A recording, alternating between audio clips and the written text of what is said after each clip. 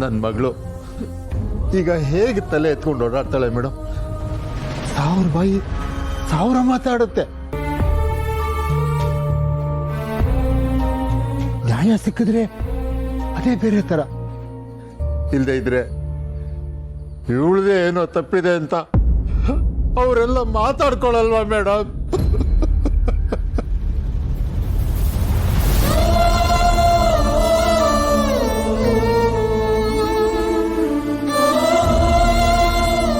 ಅದು ಅಲ್ಲದೆ ಅವ್ರುಗಳು ನನ್ನ ಮಗಳ ಬಗ್ಗೆ ಇಲ್ಲದೆ ಇರೋ ಬೇಡದೆ ಇರೋ ಫೋಟೋಗಳನ್ನ ಸಬ್ಮಿಟ್ ಮಾಡಿದ್ದಾರೆ. ಅದೇನಾದ್ರು ಆಚೆ ಹೋಗ್ಬಿಟ್ರೆ ನನ್ನ ಮಗಳ ಪರಿಸ್ಥಿತಿ ಏನು ಮೇಡಮ್?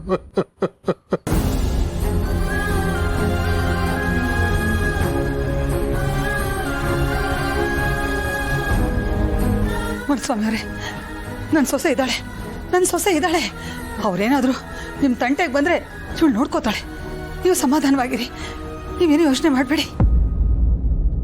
ಈಗಲೇ ನಾನು ಉಷಾಂಗ್ ನ್ಯಾಯ ಕೊಡ್ಸೋದಕ್ಕಾಗ್ಲಿಲ್ಲ ಅನ್ನೋ ಪಾಪ ಪ್ರಜ್ಞೆಲಿದ್ದೀನಿ ಅತ್ತೆ.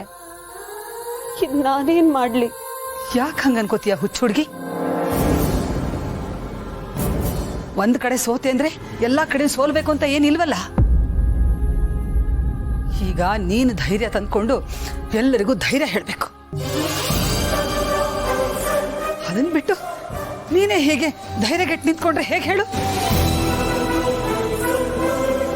ನೋಡು, ಮುಂದೆ ಏನ್ ಮಾಡ್ಬೇಕು ಅನ್ನೋದನ್ನ ನೋಡು.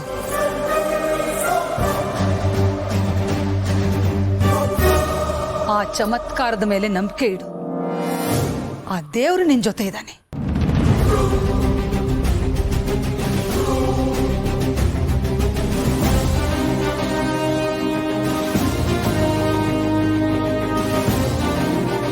ನಂದಿನಿ, ಅದನ್ನ ನೀನ್ ತಂದಿಟ್ಟು 2 ನಿಮಿಷಕ್ಕೆ ಮನೆಯಿಂದ ಆಚೆ ಎಸೆದ್ಬಿಟ್ವಿ.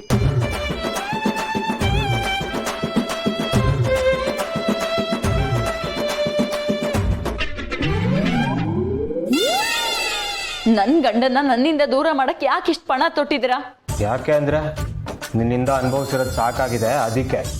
ಇನ್ನೇನಿದ್ರು ನಮ್ಮ ಜೀವನ ನಮಗೆ ಅಷ್ಟೇ.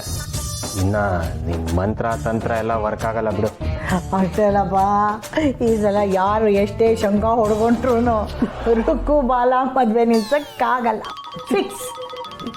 ಆದಷ್ಟು ಬೇಗ ಬಾಲ ಬೇಕು ಅಂತ ಕುಣಿಯೋದನ್ನ ಬಿಟ್ಬಿಡು. ನಮ್ಮ ಬಾಲ ಏನಿದ್ರು ರುಕ್ಕು ಸೊತ್ತು. ಬರೋ ಶುಕ್ರವಾರದಂದು ಲಗ್ನ ಪತ್ರಿಕೆ ಬರೆಸೋ ಕಾರ್ಯಕ್ರಮನ ಇಟ್ಕೊಂಡಿದ್ವಿ. ನಿನಗೆ ಸಾಧ್ಯವಾದರೆ ಸುಮ್ಮನೆ ಇರು, ಇಲ್ಲವಾದ್ರೆ ನಿನ್ನನ್ನು ಹೇಗೆ ಸುಮ್ಮನಿರ್ಸ್ಬೇಕು ಅಂತ ನಮಗೆ ಚೆನ್ನಾಗಿ ಗೊತ್ತು. ನಿಮಗೆ ಓಕೆ ಅಲ್ವಾ ಅಳಿಂದ್ರೆ? ಇದ್ರಲ್ಲಿ ನನ್ನನ್ನು ಕೇಳೋದೇನಿದೆ ಅತ್ತೆ? ನೀವು ಅಜ್ಜಿ ಡಿಸೈಡ್ ಮಾಡಿದ್ರೆ ಮುಗೀತಲ್ಲ.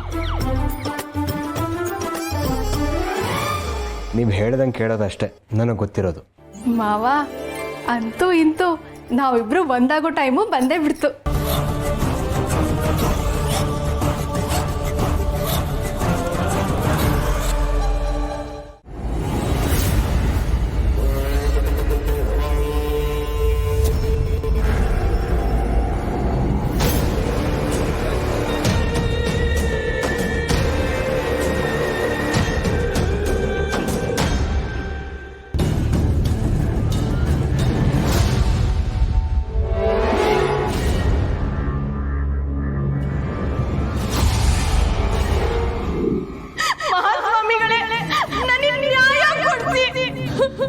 ಬಡವ್ರ ಮನೆ ಹೆಣ್ಮಕ್ಳಿಗೆ ಮೋಸ ಮಾಡಬೇಡಿ. ಯುವರ್ ಆನರ್, ಈ ಹುಡುಗಿಯ ವ್ಯಕ್ತಿತ್ವ ಸರಿ ಇಲ್ಲ ಅನ್ನೋದಕ್ಕೆ ಸುಮಾರು ಜನ ಹುಡುಗರ ಜೊತೆ ಇವರ ಫೋಟೋನು ಸಿಕ್ಕಿದೆ.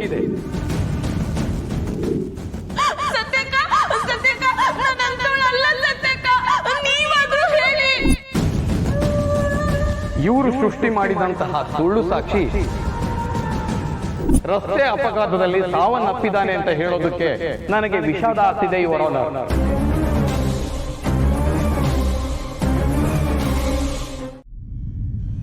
ಮೇಡಮ್, ನಿಮ್ಗೆ ಏನ್ ಅನ್ಸುತ್ತೆ ನಾಳೆ ಜಡ್ಜ್ಮೆಂಟ್ ಬಗ್ಗೆ? ನನಗೂ ನಿಮ್ಮಷ್ಟೇ ಆತಂಕ ತಳಮಳ ಆಗ್ತಾ ಇದೆ ಸತ್ಯ. ಸದ್ಯಕ್ಕೆ ಏನು ಹೇಳಬೇಕು ನನಗೂ ಗೊತ್ತಾಗ್ತಾ ಇಲ್ಲ.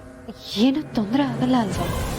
ಗೆಲ್ತೀವಿ ಅಂತಾನೆ ರೇಸಲ್ಲಿ ಓಡ್ತೀವಿ, ಆದರೆ ಗೆಲ್ತೀವಿ ಅನ್ನೋ ಗ್ಯಾರಂಟಿ ಇರಲ್ಲ. ಅಂದ್ರೆ ಕೋರ್ಟ್ ಹೇಗೆ ನಡೆಯುತ್ತೆ ಅಂತ ನಿಮಗೆ ಗೊತ್ತಲ್ವಾ ಸರ್? ಸೂಕ್ತ ಸಾಕ್ಷ್ಯಾಧಾರಗಳು ಇಲ್ಲ ಅಂತ ಅಪೋಸಿಷನ್ ಲಾಯರು ವಾದ ಮಾಡ್ತಾರೆ. ಮೇಡಮ್ ಪ್ಲೀಸ್ ಹಾಗೆ ಹೇಳ್ಬೇಡಿ.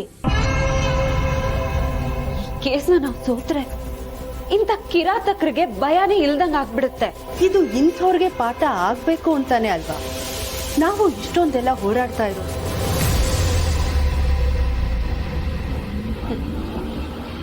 ಆದ್ರೆ ಏನ್ ಮಾಡೋದು ಸತ್ಯ, ಹಣ ಬಲದ ಮುಂದೆ ನ್ಯಾಯ ಎಲ್ಲಿ ಸೋತ್ ಹೋಗ್ತಿದ್ಯೋ ಅಂತ ನನಗೂ ಅನುಮಾನ ಕಾಡ್ತಾ ಇದೆ. ಸಾಕ್ಷಿಗಳಿದ್ರೇನೆ ಅಪರಾಧ ಪ್ರೂವ್ ಆಗೋದು ಅನ್ನೋದಾದ್ರೆ ಮಾನವೀಯತೆ ಗ್ರೌಂಡ್ಸ್ಗೆ ಬೆಲೆನೇ ಇಲ್ವಾ ಮೇಡಮ್? ಅಲ್ಲ, ಉಷಾನ ಈ ಪರಿಸ್ಥಿತಿ ನೋಡಾದ್ಮೇಲೂ ಹೇಗೆ ಮೇಡಮ್? ಉತ್ತರ ಇಲ್ಲದೆ ಇರೋ ಪ್ರಶ್ನೆ ಇದು. ನಾವು ಈ ಕೇಸ್ಗೆ ಎಫರ್ಟ್ ಅಂತೂ ಹಾಕಿದೀವಿ. ನ್ಯಾಯದ ಮೇಲಿನ ನಂಬಿಕೆ ಕಳ್ಕೊಳ್ಳೋದು ಬೇಡ ಸದ್ಯ. ನಾಳೆವರೆಗೂ ತಾಳ್ಮೆಯಿಂದ ಕಾಯೋಣ. ಕೇಸ್ ನಮ್ಮ ಕಡೆಗೆ ಆಗ್ಲಿ ಅಂತ ಆ ದೇವ್ರಲ್ಲಿ ಪ್ರಾರ್ಥನೆ ಮಾಡೋಣ.